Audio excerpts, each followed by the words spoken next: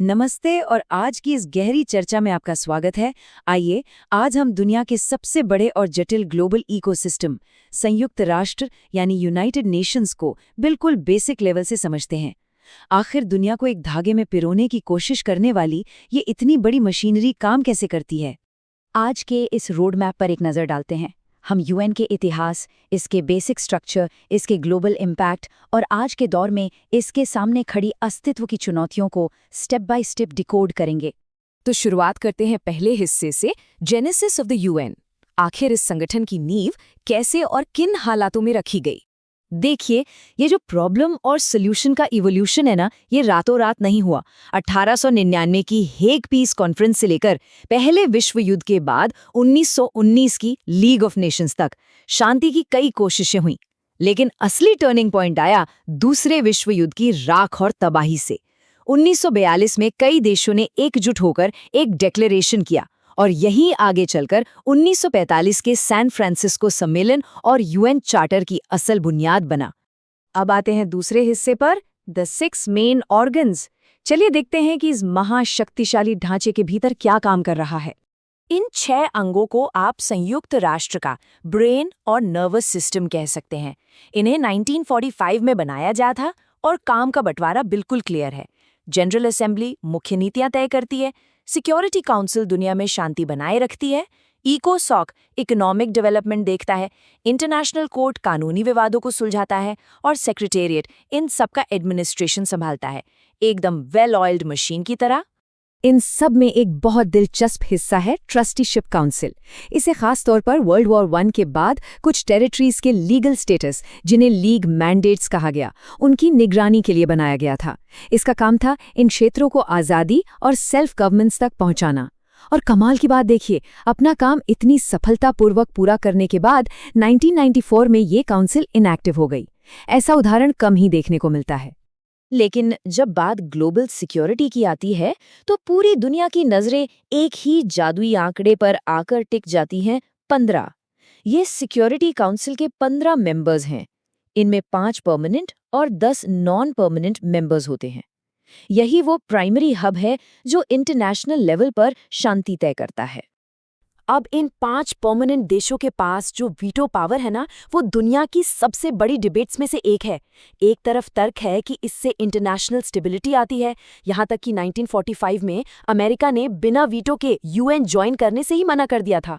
वहीं दूसरी तरफ इसके आलोचक इसे बिल्कुल अनडेमोक्रेटिक मानते हैं, क्योंकि सोचिए, सिर्फ एक वीटो पावर का इस्तेमाल बड़े वॉर क्राइम्स पर इंटरनेशनल एक्शन को रोक सकता है। ये पावर डायनामिक वाकई बहुत कॉम्प्लेक्स है। तीसरे हिस्से की ओर बढ़ते हैं, the extended UN family. Main organs के बाहर जो एक विशाल इकोसिस्टम है, आइए उसे जानते हैं। अगर मुख्य अंग यूएन का दिमाग है, तो ये स्पेशल एजेंसियां उसके हाथ पैर हैं जो ग्राउंड पर काम करते हैं। बच्चों के लिए यूनिसेफ, लेबर राइट्स के लिए आईएलओ और हेल्थ के लिए डब्ल्यूएचओ। इसका इम्पैक्ट आप ऐसे समझ लीजिए कि 1980 में डब्ल्यूएचओ के नेतृत्व में दुनिया से चेचक यानी स्मॉल पॉक्स का पूरी तरह सफाया हो गया था। ये वो संस्थाएं हैं जो हमारे रोजमर्रा के ग्लोबल स्टैंडर्ड सेट करती हैं। और बात सिर्फ हेल्थ की नहीं है, इन्वायरमेंट के लिए भी एक बहुत बड़ा सेफ्टी नेट बनाया गया है। यूएनईपी कई अहम ग्लोबल ट्रीटीज को कोऑर्डिनेट करता है, चाहे वो खतरनाक केमिकल्स को रोकने वाला स्टॉकहोम कन्वेंशन हो, ओजोन लेयर बचाने के लिए मॉन्ट्रियल प्रोटोकॉल या एचएफसी गैसेज कम करने वाला किगाली अमेंडमेंट। ये सीधे तौर पर आने वाली पीढ़ियों के फ्यूचर को सुरक्षित रखने का एक बहुत बड़ा प्रयास है।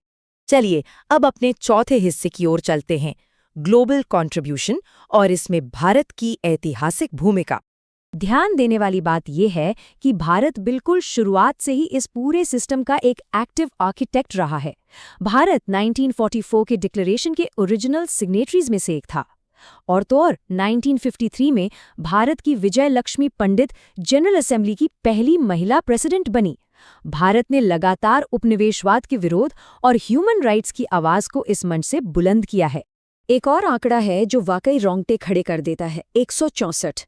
1948 से लेकर अब तक 164 इंडियन पीस कीपिंग सैनिकों ने यूएन पीस कीपिंग मिशंस में अपना सर्वोच्च बलिदान दिया है।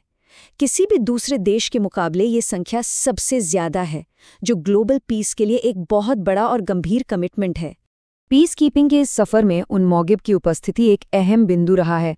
इसे 1949 में जम्मू कश्मीर में सीज फायर मॉनिटर करने के लिए बनाया गया था। हालांकि 1972 के बाद से भारत ने एक स्पष्ट नीति अपनाई है कि इस मामले में किसी भी तीसरे पक्ष यानी थर्ड पार्टी का इंटरवेंशन मान्य नहीं होगा। ये साफ दिखाता है कि कूटनीतिक नीतियां वक्त के साथ कैसे इवॉल्व होती हैं। अब हम आते हैं अपने आखिरी और 5वें हिस्से पर, मॉडर्न चैलेंजेस और रिफॉर्म्स। क्या ये सिस्टम आज काम कर रहा है? ये एक बहुत ही बड़ा सवाल है। 1945 और आज की दुनिया में जमीन आसमान का फर्क है। तो क्या 80 साल पुराना ये ढांचा 21वीं सदी के इन नए और अनप्रेसिडेंटेड संकटों को झेलने के लिए तैयार है? इस डेमोग्राफिक एक्सप्लोजन को ही देख लीजिए।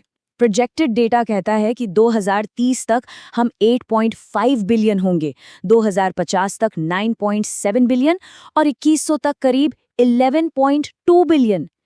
इतने सारे लोगों के लिए रिसोर्सेज और डेवलपमेंट सुनिश्चित करना यूएन के लिए एक ऐसा नॉन ट्रेडिशनल खतरा है जिसका इसके फाउंडर्स ने शायद अंदाजा भी नहीं लगाया होगा। और बात सिर्फ आबादी की नहीं है। आज खतरों की लिस्ट बिल्कुल अलग है। क्लाइमेट चेंज से आने वाली तबाही, 65.6 मिलियन से ज्यादा डिस्प्लेस्ड रिफ्यूजीज, तेजी से बूढ़ी होती वैश्विक आबादी और सबसे बड़ी बात, यूएन के पास अभी तक टेररिज्म की कोई एक क्लियर यूनिवर्सल डेफिनेशन तक नहीं है। ये सब ऐसे बॉर्डरलेस थ्रेट्स हैं जो पुरानी व्यवस्था को लगातार चुनौती दे रहे हैं।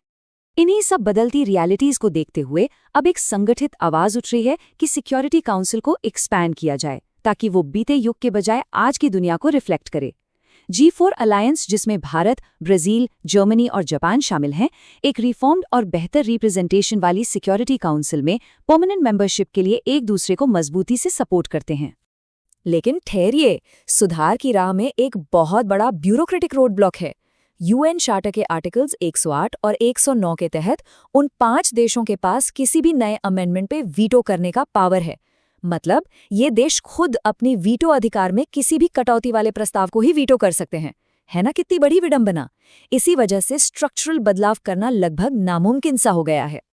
और यही बात हमें इस गहरे और आखिरी सवाल पर लाकर खड़ा करती है, क्या गुजरे हुए कल के युद्धों को रोकने के लिए बनाया गया ये संगठन बिना किसी बुनियादी बदलाव के भविष्य की इन अभूतपूर्व चुनौतियों का सामना कर पाएगा? या क्या दुनिया को एक नए वैश्विक समझौते की जरूरत है? ये एक ऐसा सवाल है जिस पर हमें बहुत गंभीरता से विचार करना होगा। आज की इस चर्चा में बस इतना ही।